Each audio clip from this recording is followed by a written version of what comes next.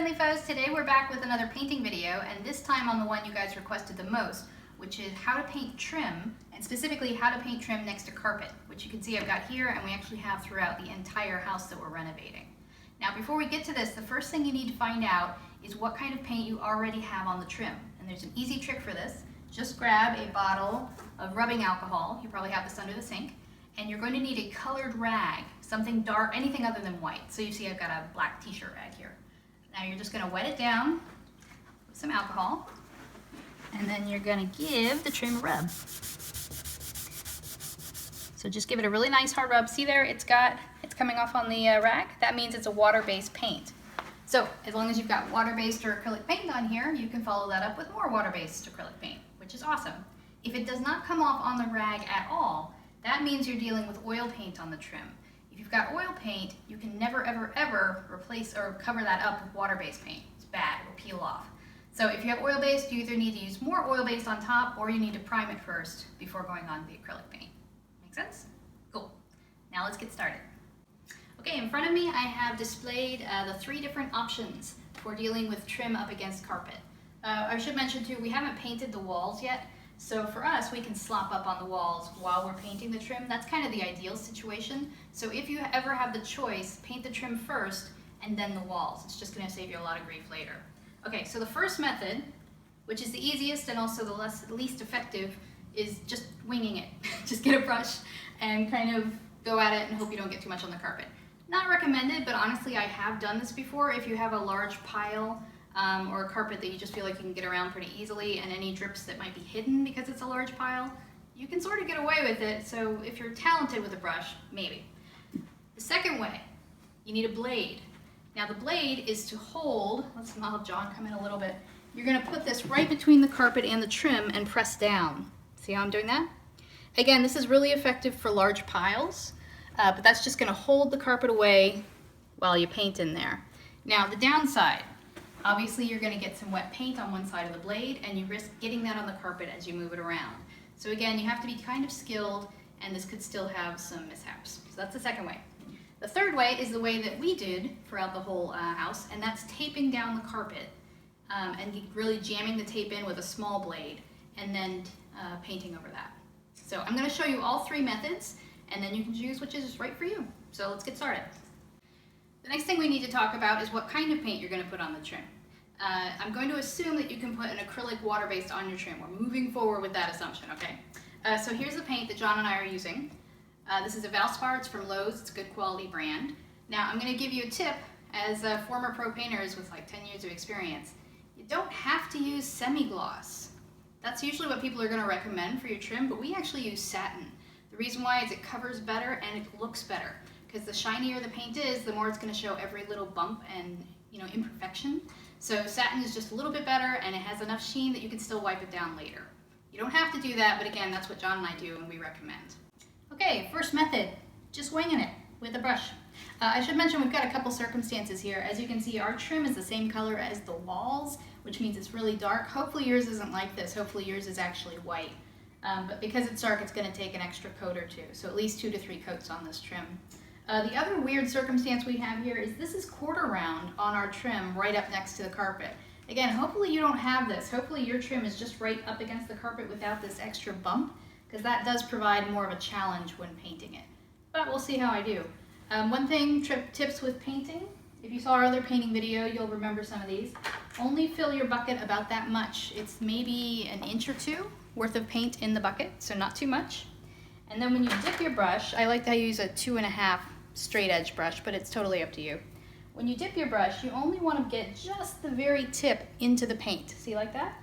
And then I just touch it to the side of the bucket to remove some of the excess. You never want a lot of paint on your brush because that'll get up in the nut. So just a little tiny bit like that, and then we're going to go right onto the wall. Now, because we haven't painted our walls yet, I can slop this trim paint up onto it, but I'm going to try not to, just for right now, to show you that it can be done if you only want to paint the trim. It is possible to cut in, like so.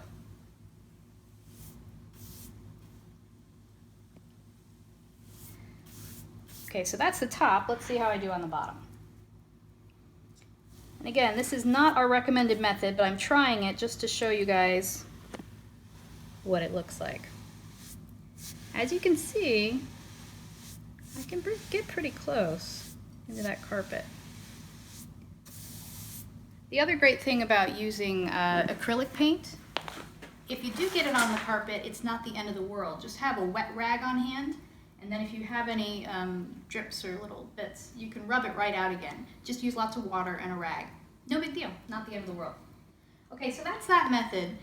And if John comes in here for a close-up again, you can see it's not perfect. You can see paint doesn't get all the way in there. But if you don't care about this, or if you have a higher pile carpet, you can still do it. But let's move on to method 2, okay? We're gonna see how much better we can get. So as you can see, just winging it with a brush means you're not gonna get all of the trim done, and it's not ideal.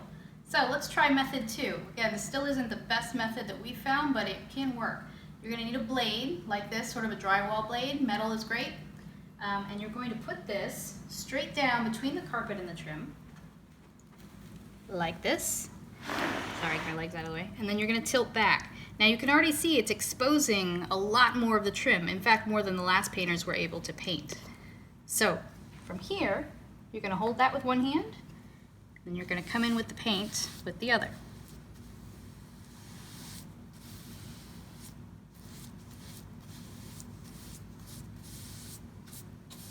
Just finish up the top of that.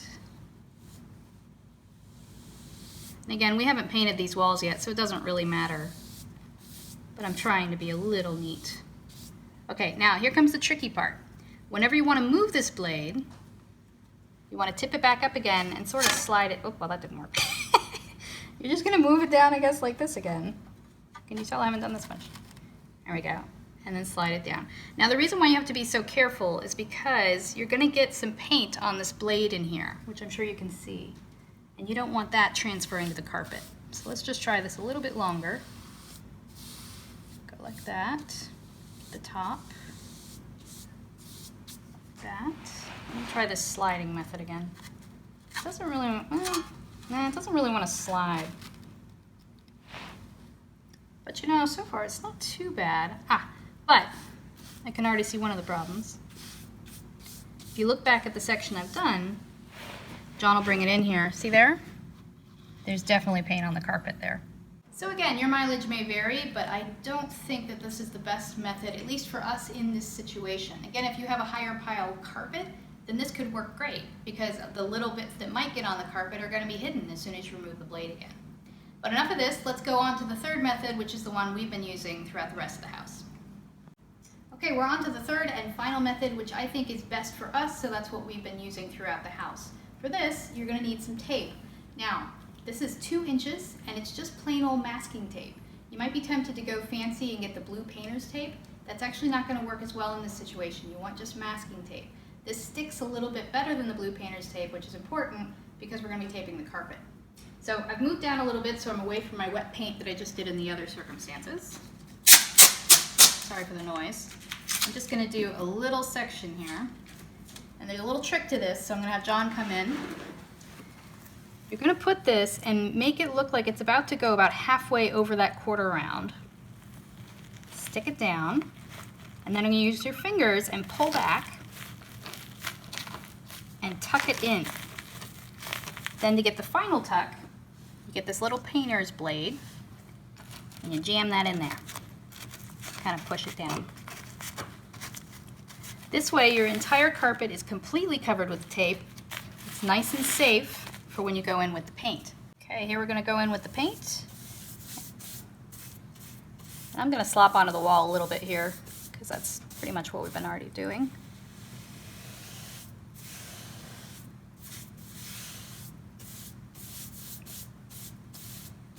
Just like that. Now this is going to take at least 2 coats for us. So we've been leaving the tape down for both coats and then peeling it up after the second coat. I thought I'd bring you over to another part of the house where the trim is already finished. It's got both coats on it and we're pulling up the tape, and I just wanted to show you what it looks like. Now before you pull the tape, and ideally you're doing this pretty soon after the second coat, you need to break the seal between the trim and the tape. There's going to be a skin of paint on that. So to do that, best thing I found is a little craft blade, little razor blade like this. And you're just gonna come in here and just cut right between them. Just slide it right down.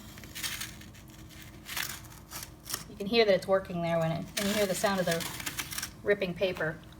And then, see John, are you getting that? See how clean that is? That's a nice clean edge. Easy peasy. Okay, so those are our 3 methods, and just to sum up, before you start painting, make sure you know what kind of paint is on your trim. Check that with the rubbing alcohol. Use a satin trim paint, we recommend, if it's just going to be a little easier for you. And then really the best of the 3 methods we found is to go ahead and tape down your carpet and then paint over it. Again, it's going to decide, for you it's going to matter what kind of carpet you got, because again, with a shag carpet, that hides a lot more sins than a close-knit berber like this. And hopefully you don't have quarter round next to your carpet like we do either. You should have an easier time than I did.